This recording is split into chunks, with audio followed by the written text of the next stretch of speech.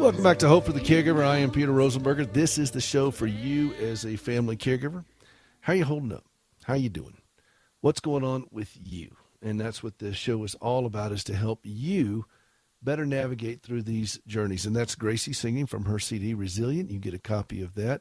Go out to hopeforthecaregiver.com, hopeforthecaregiver.com, and just click on her CD cover. You can see more about what the CD is about. She's fussing at me, John. She's fussing at me because I haven't loaded her CD up to all the digital streaming services.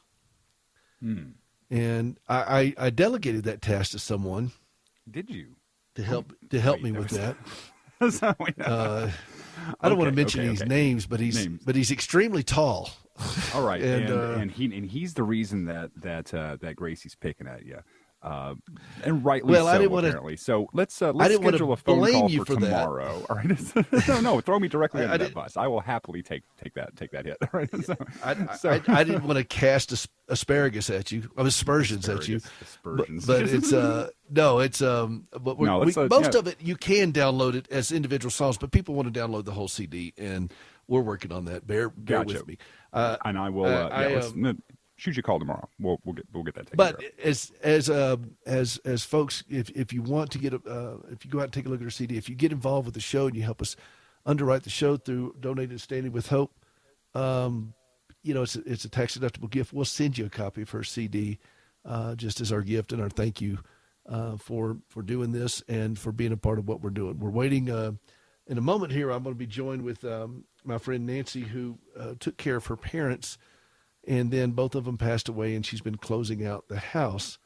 And so I'm wanting to talk with her about some tips that she learned through that process of, this all kind of fell on her shoulders a bit, and to go through the estate sale, all that kind of stuff. Those are hard things. And and we've covered an awful lot. And she's still grieving over the loss of her parents. Yeah. We've covered an awful lot on this show over the 8 or 9 years that we've been doing it, but that's one I don't think we've touched on it, of course, in passing. But I have questions, or rather, I don't even know what the questions are. I just want to, I'm just curious. Well, I thought, okay, if she's willing to do this. Now, here's the backstory of Nancy. She was Gracie's roommate in college. And before her wreck, in fact, her parents were the emergency contact individuals for Gracie. Gracie listed her parents as emergency contacts locally in Nashville because Gracie's parents lived in Florida, and Gracie was in college in Nashville, and Nancy's parents lived right down, just within almost just a couple of miles from the school. And so they were the emergency contacts that the state authorities contacted Nancy's mother first. And so we go back a long way. So I've known her parents for many, many years.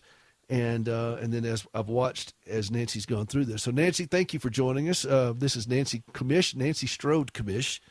And I'm glad you're here. Thank you for being prompt, Nancy. And trying. Wasn't always known for being prompt. Prompt is the word I'm looking for. No, we go back a long ways with Nancy and Craig, and but I watched this and of course I've had just deep regard for your folks, and as you watched them decline, and you knew what was coming, you knew all the things going on, and then you had to step in not only as caregiver, but then you kind of handled the estate of everything, and that can be quite a bit of headache and heartache at the same time. So as much as you want to share, and I don't feel you got to just blur it all out there if you don't want to, but I think I would love to hear some insights that you got from it, things that you didn't know, things that you learned about yourself, and some things that maybe you can offer to other folks who find themselves in this situation. So take us down that path. Well, it began about 8 years ago. My father's a physician. My mother and father were learned people and very educated. And my family had been in medicine.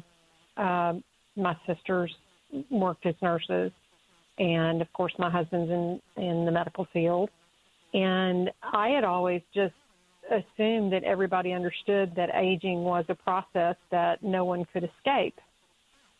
And my father, being a learned individual, he always gave advice, wonderful advice. His patients loved him dearly. And he gave advice about getting older. Don't stop. Whatever you do, don't stop and sit down.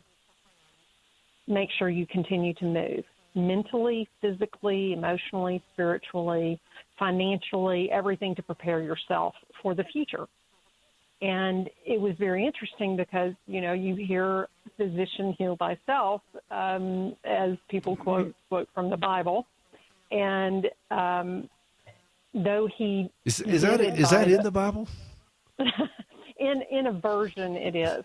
Was the book of Second Opinions 3:19? Yes, exactly. Well, we also called it the Carolyn's version. That was my mother's name, because she tended to use scripture in most unique ways. I'll just leave it at that. Anyway, but the thing was that he just kept assuming. He had been through my aunt's husband's death, my uncle. He was like a brother to him, an older brother. Then both my uncles passed. Both my aunts became, aged and really were starting to suffer. My mother was the youngest, like I am, but she was the youngest by 8 years instead of just 3.5 or 5. And it ended up, my father was called on by them to take care of some of their financial responsibilities, at the end of life. And, it seemed to go seamlessly. And he advised them before they passed, in dealing with their financials and preparing and insurance and gathering all the materials and all that. And then I'm going to say a very Southern thing. Bless their little hearts. Oh, no. Bless their hearts. Uh-huh. Bless their hearts. Bless their hearts. They really did not think that time would march on for themselves. And though they did do well in investing and such, they really did not prepare their preparers. Now, meaning they didn't really prepare me. They didn't let me in. We'll let you know. We'll let you know when it's time.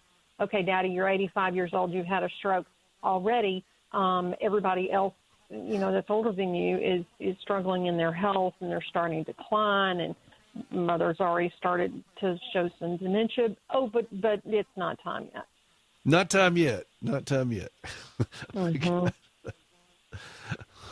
Well, it is understood though. That is, it is. Well, that's something that my mother has already passed away, but that was something she went. She told me, like, when I moved out of the house, hey, here's all the financial stuff. Here's everything you need is in this box in this closet. John, what a gift. Yeah, it was really amazing. My stepfather still lives in that house and everything, so I didn't have to do what you had to go through, but that's something that I want to encourage everybody to do, because it's a tremendous peace of mind. Yeah. Well, it's kind of funny. I should have said this to begin with. I basically lived a tale of two axes. I had a mother-in-law. They were in the ministry, and I had a mother-in-law. My husband's an only child, and they were amazingly prepared. She literally, at 6 months before she passed, before she started having difficulties, or real difficulties, with some mini strokes, she literally could give you within $10 of what her worth was, where her bills were, Well, Yet, I'd give you $10 of where everything. my worth is, but that's not much of a stretch. I could do it in 5. Well, now, do you remember she yeah, was 90 at this point? She was 90. No, she was 94 at this point in her life. And she had always been super organized, and unfortunately, organized is not a name that or a characteristic that he would probably go to immediately. Not one of your particular spiritual gifts is the gift of organization. Is that what you're trying to tell me? Right. Now, if there's chaos and calamity, be sure that at some point Nancy has been there. Yes. If there's chaos and calamity, you could be sure that I've been there too. So I'm tracking with you.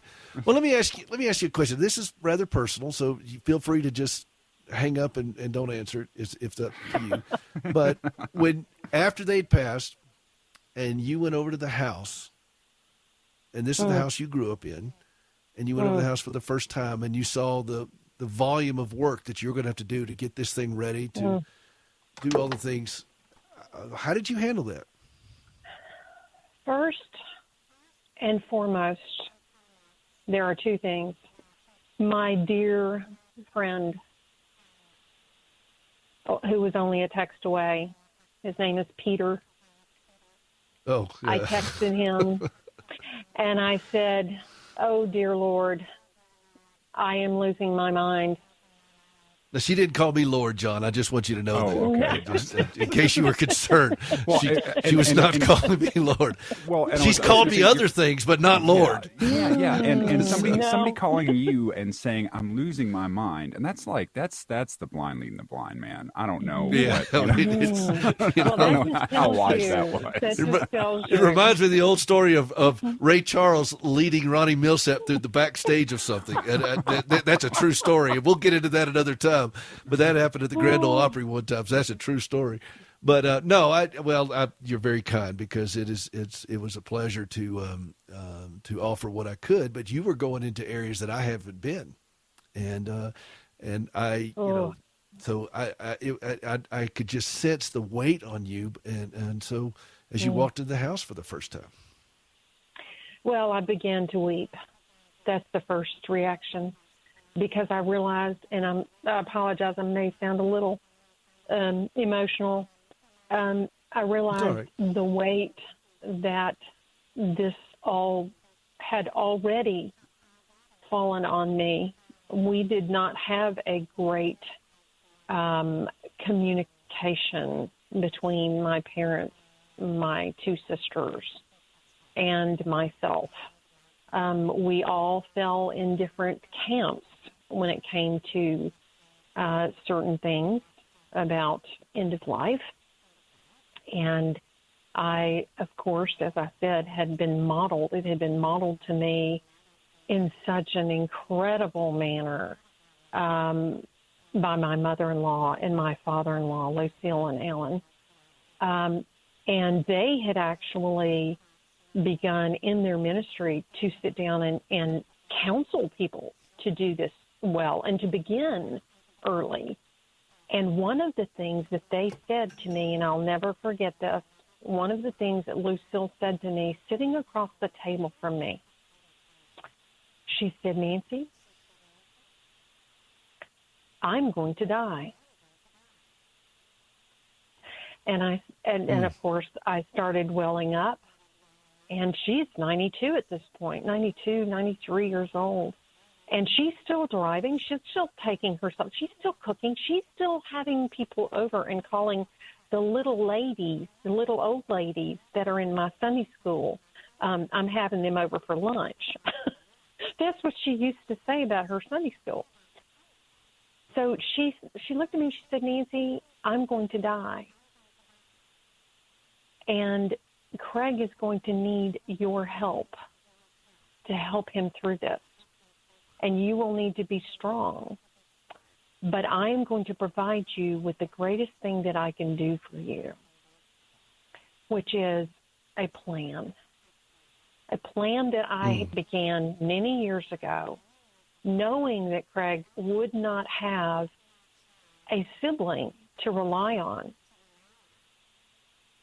but he would have to depend on and partner with his life partner, his wife, to go through this most traumatic, difficult time for, yet, this is even more important, an only adopted child who had no siblings, whose, cousins were far away. They were mostly in Georgia, but still they were not emotionally close or really physically close.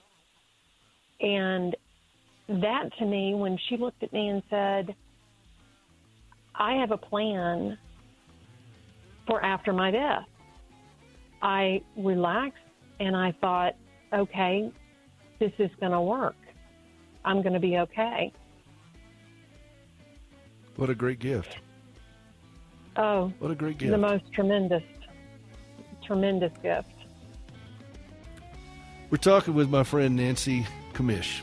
I've known her for a lifetime, and she and Gracie were roommates in college, and they're just dear friends, she and her husband Craig and their family. And she went through this trauma with on both sides of the family almost at the same time. And she learned a few things with it and is willing to open up her heart and share it with us. And I appreciate that. Don't go away. We got more to go. This is Hope for the Caregiver. Healthy caregivers make better caregivers, and part of being healthy is planning. Have you ever struggled to trust God when lousy things happen to you? I have. I'm Gracie Rosenberger, and in 1983, I experienced a horrific car accident leading to 80 surgeries and both legs amputated. I questioned why God allowed something so brutal to happen to me, but over time, my questions changed, and I discovered courage to trust God. That understanding, along with an appreciation for quality prosthetic limbs, led me to establish Standing with Hope. For more than a dozen years, we've been working with the government of Ghana and West Africa, equipping and training local workers to build and maintain quality prosthetic limbs for their own people. On a regular basis, we purchase and ship equipment and supplies. And with the help of inmates in a Tennessee prison, we also recycle parts from donated limbs. All of this is to point others to Christ, the source of my hope and strength. Please visit standingwithhope.com to learn more and participate in lifting others up. That's standingwithhope.com. I'm Gracie, and I am Standing with Hope. Hey, this is Peter Rosenberg, and in my 3.5 decades as a caregiver, I have spent my share of nights in a hospital, sleeping in waiting rooms, on fold-out cots, chairs, even the floor. Sometimes on sofas and a few times in the doghouse, but let's don't talk about that. As caregivers, we have to sleep at uncomfortable places, but we don't have to be miserable. We use pillows from mypillows.com. These things are great. They have a patented interlocking fill that adjusts to your individual sleep needs, and for caregivers trying to sleep in all the different places we have to sleep, believe me, our needs get ramped up significantly. Think about how clean your pillows are. In the COVID world, we're all fanatical about clean. Can you wash your pillows? With My Pillows from MyPillow.com, we throw them in the washer and dryer. We do it all the time. 10-year warranty, guaranteed not to go flat, 60-day money-back guarantee, made in the USA. As a caregiver, you need rest. So start by going to MyPillow.com, type in the promo code CAREGIVER. You get 50% off the 4-pack, which includes 2 premium pillows and 2 go-anywhere pillows. You'll also receive a discount on anything else on the website when using your promo code CAREGIVER. That's MyPillow.com, promo code CAREGIVER. 24/7 emergency support, increasing safety, reducing isolation. These things are more important than ever as we deal with the challenges of COVID-19. How about your vulnerable loved ones? We can't always check on them or be there in ways we'd like.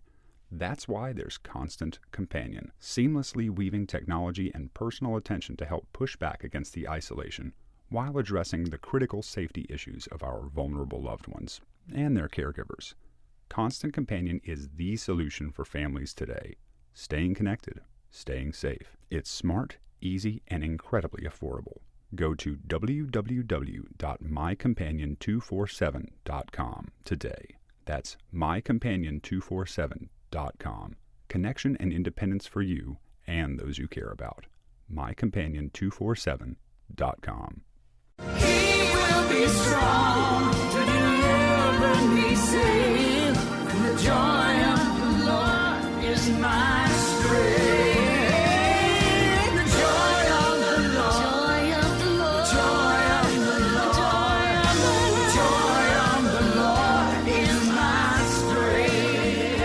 Welcome back to Hope for the Caregiver. I am Peter Rosenberger. This is the nation's largest show for you as a family caregiver. The number one show for family caregivers is this show, and we're glad that you're part of it. That was Gracie and Russ Taff singing The Joy of the Lord. By the way, Nancy, I'm talking with my friend Nancy Commish here on the show, and she's a lifelong friend of Gracie and mine, and she and Gracie were roommates in college.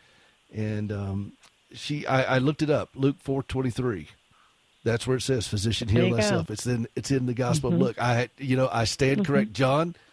As I'm you should ashamed on those Posturpedic shoes. Yes. Okay. I'm ashamed, John. I bow my head in grief and sorrow and lament loudly. I should have known this, but I am ashamed. But we're talking about the journey of closing out the estate, closing out the home, closing out the closure of emotionally and physically and fiscally of all the things that are involved, and where do you even start with something like that? And I've struggled in times like that because I don't think anybody, when Gracie had her wreck, I don't think anybody expected her to live. Nancy, I don't think you expected her to live through the night when you found out about it, and much less live to see her grandchildren. And now I'm trying to think of what kind of world I'm going to leave for Gracie, Keith Richards, and Betty White. Yeah. And because Gracie's, what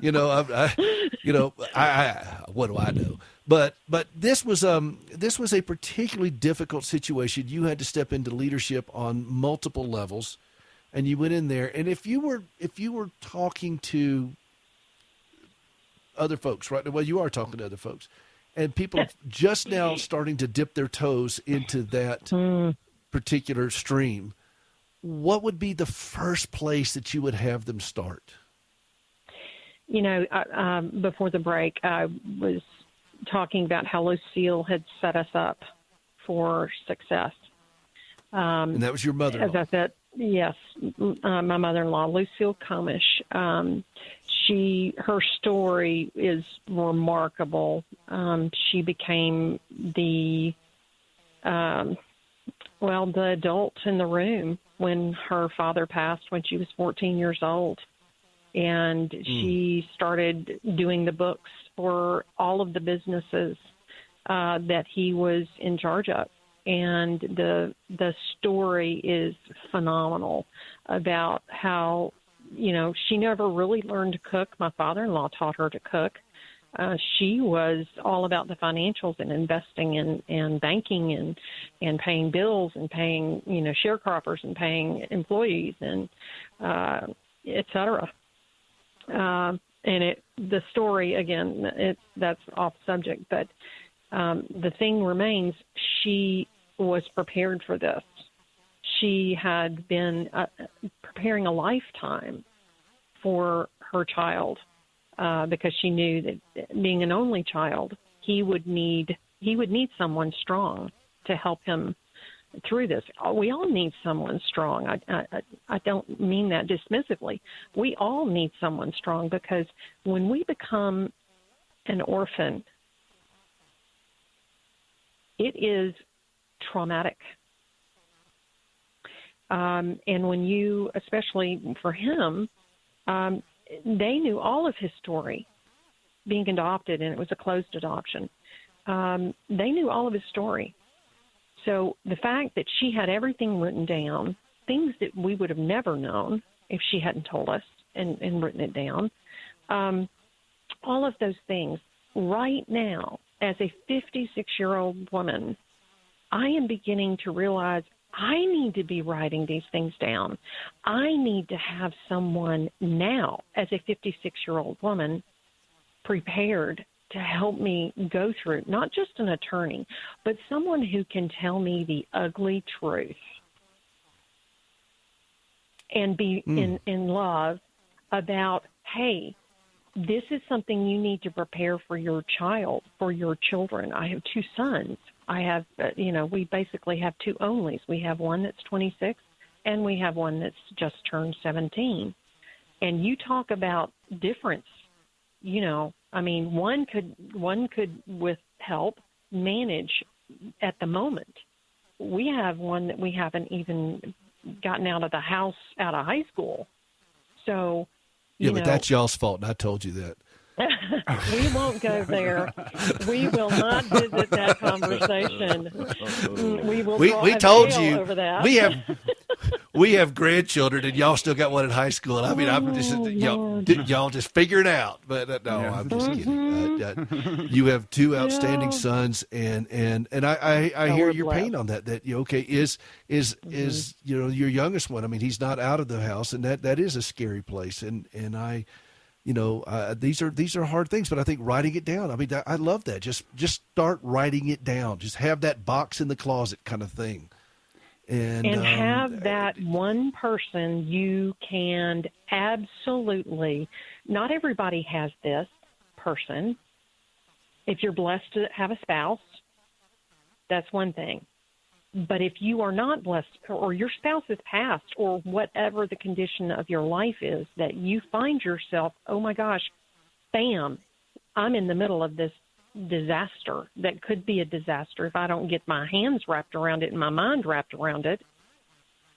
I must have someone that I can trust to tell me the truth about, hey, this little detail of life, this little detail of what's left behind or whatever, you can't drop this because it's going to be way bigger afterwards.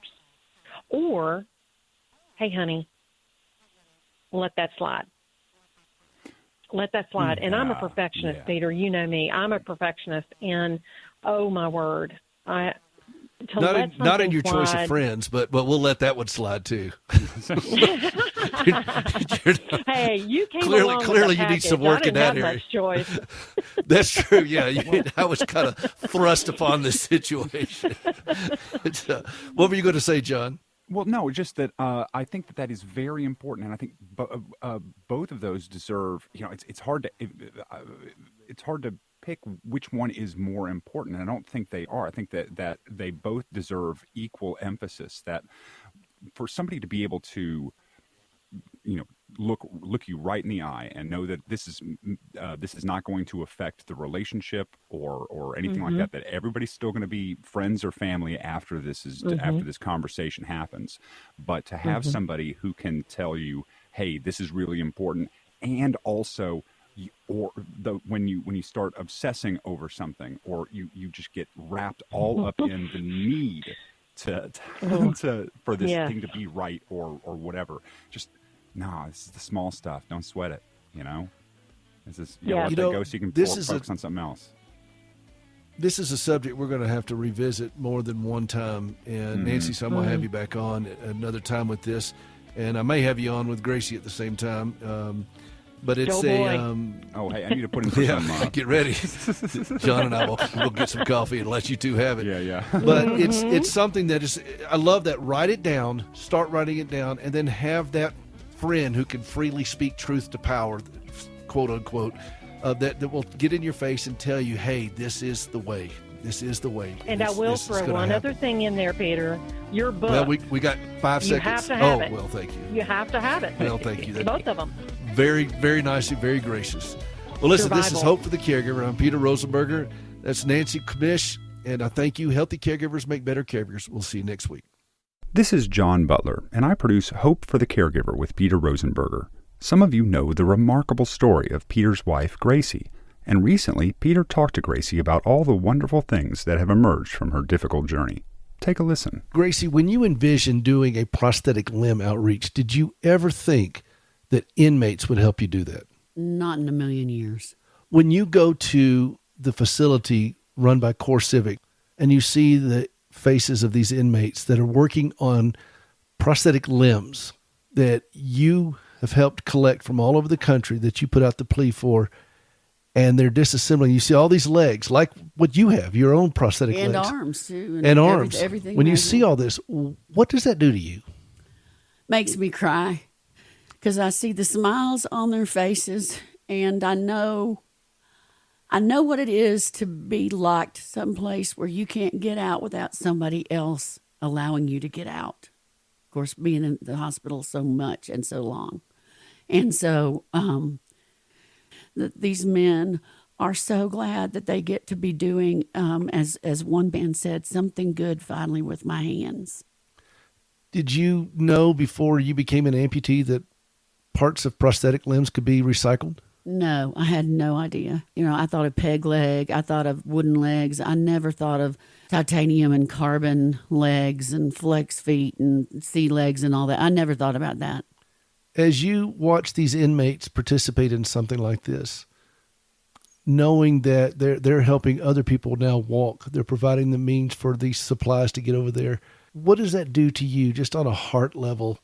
I wish I could explain to the world what I see in there. And I wish that I could be able to go and say, this guy right here, he needs to go to Africa with us. I never not feel that way. Every time, you always make me have to leave. I don't want to leave them. I feel like I'm at home with them. And I feel like that we have a common bond that I would have never expected, that only God could put together.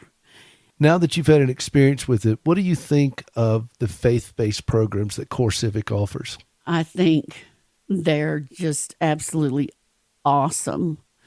And I think every prison out there should have faith-based programs like this, because the return rate of the men that are involved in this particular faith-based program and the other ones like it, but I know about this one, is just an amazingly low rate compared to those who don't have them.